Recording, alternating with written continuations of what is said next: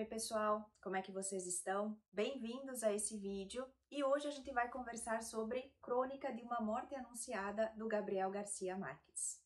Esse livro aqui, pessoal, ele foi publicado em 1981 e, como o próprio título sugere, nós temos aqui uma morte. Porém, nos resta saber quem é que vai morrer, como, quando, por quê. E essa informação a gente já tem aqui nas primeiras linhas do livro, então eu vou ler aqui para vocês a informação que nós temos.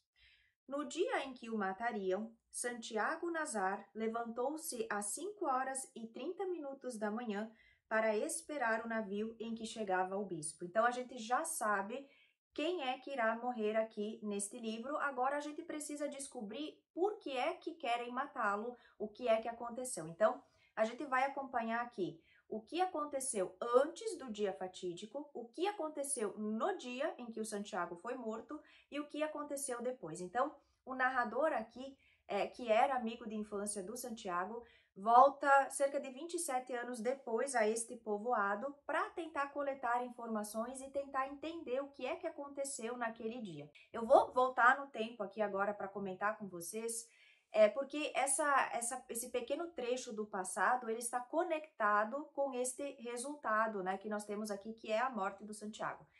O Santiago, ele é um rapaz de 21 anos, filho de um casamento que foi um casamento por conveniência. O pai dele falece 3 anos antes e ele acaba herdando a fazenda da família, né, a fazenda que era do pai, o Divino Rosto, é o nome dessa fazenda, e por conta disso também ele precisa largar os estudos.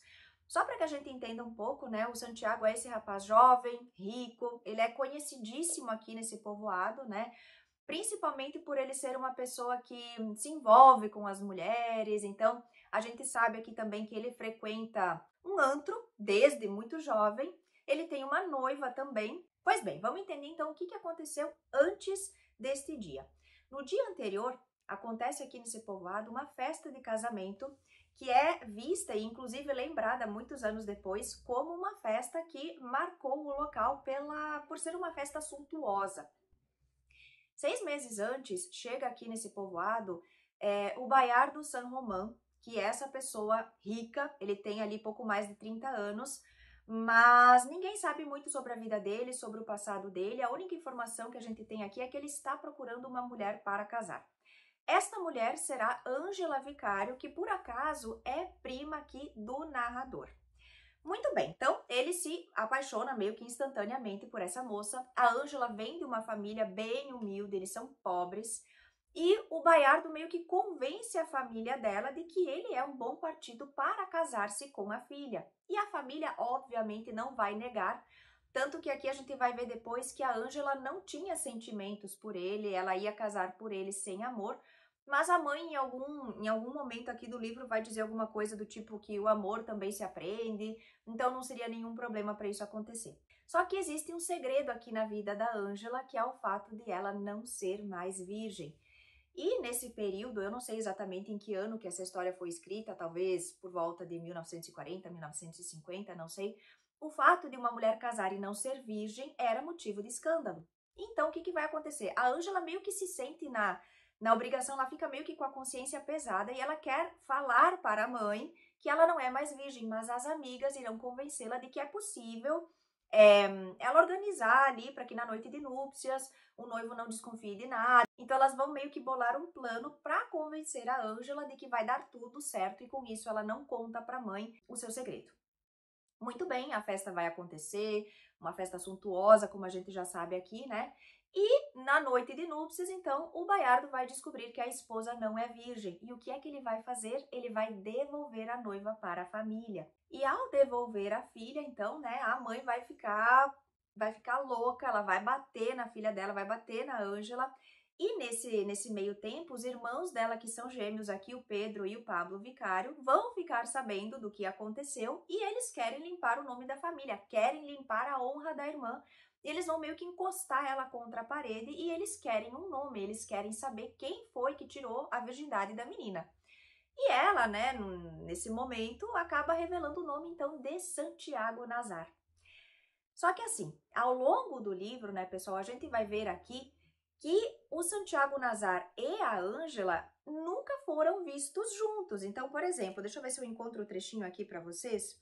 Aqui na minha edição, na página 117, diz o seguinte: pertenciam a dois mundos antagônicos. Ninguém nunca os viu juntos, e muito menos sozinhos. Santiago Nazar era orgulhoso demais para prestar atenção nela. E aí tem um trecho aqui como se fosse, né, uma fala do próprio Santiago.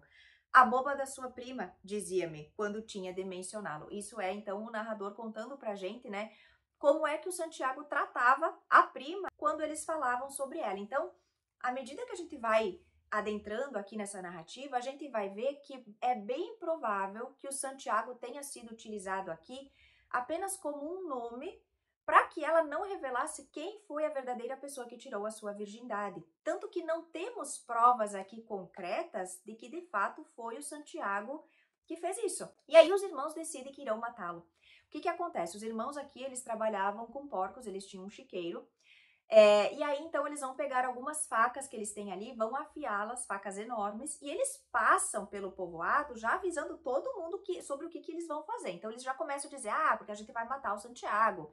O Santiago é um homem morto. E, gente, o que deixa a gente aqui mais perplexo, mais chocado, é que todo o povoado sabia que eles iriam fazer isso. Só que, inclusive aqui tem um trecho que vai dizer que eles avisaram mais de 12 pessoas sobre isso, e essas pessoas foram espalhando as notícias. Só que ninguém faz nada, ninguém vai alertar o Santiago sobre o que esses irmãos estão prestes a fazer. Por quê? Ou porque eles não acreditavam. Os irmãos aqui, eles são descritos pra gente como meninos bons. Eles cresceram junto com o Santiago também, eles eram amigos. Ninguém acredita. Bom, algumas pessoas não acreditam que isso será levado a cabo, porque antes deles tomarem essa atitude, eles beberam muito. Então, eles acreditavam que isso era papo de bêbado, que eles não iriam fazer isso.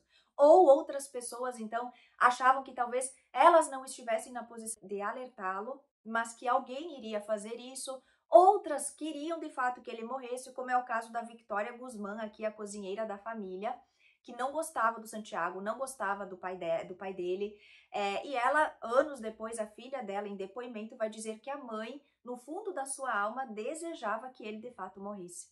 E assim, gente, a gente vai acompanhar todo esse desenrolar e a gente vai ver que nada vai ser feito. Na verdade, a gente faz essa leitura esperando que em algum momento, aqui em algum lugar, alguém faça alguma coisa, alguém alerte esse menino do que está prestes a acontecer. E de fato, né, a gente já sabe pelo título que ele irá morrer.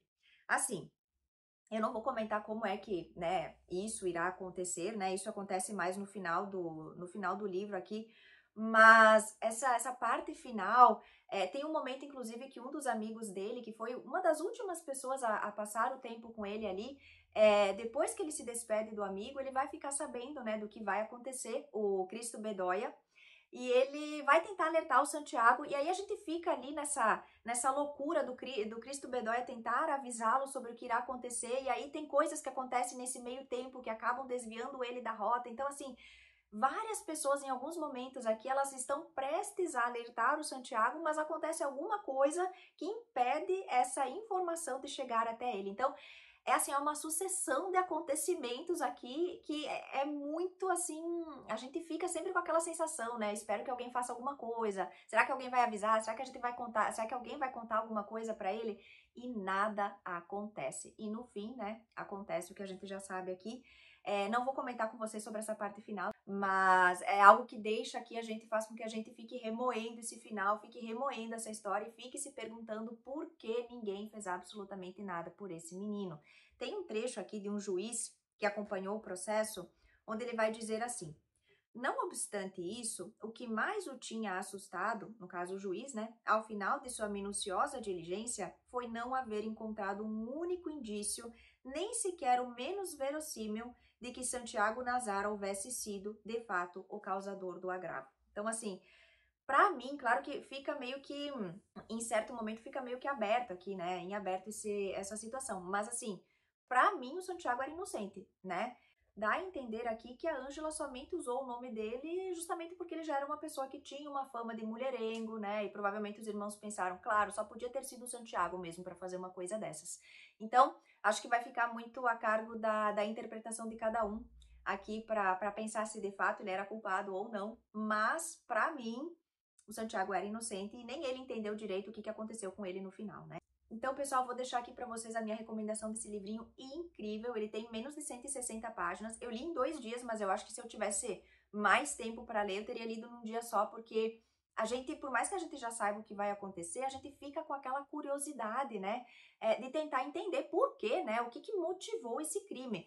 E a gente tem a narrativa sendo trazida aqui para nós, muitas vezes em forma como se fosse um documentário mesmo, né, o próprio narrador retorna a essa cidade, tentando entender o que aconteceu, e aí a gente vai ter relatos, né, dessas pessoas contando para ele, então, o que foi que elas viram, o que elas presenciaram, o que elas ouviram naquele dia. Então, deixo aqui para vocês a minha recomendação, pessoal. Se vocês já leram ou se vocês ficaram interessados também, deixem aqui nos comentários que eu vou adorar saber, tá bom? Até mais!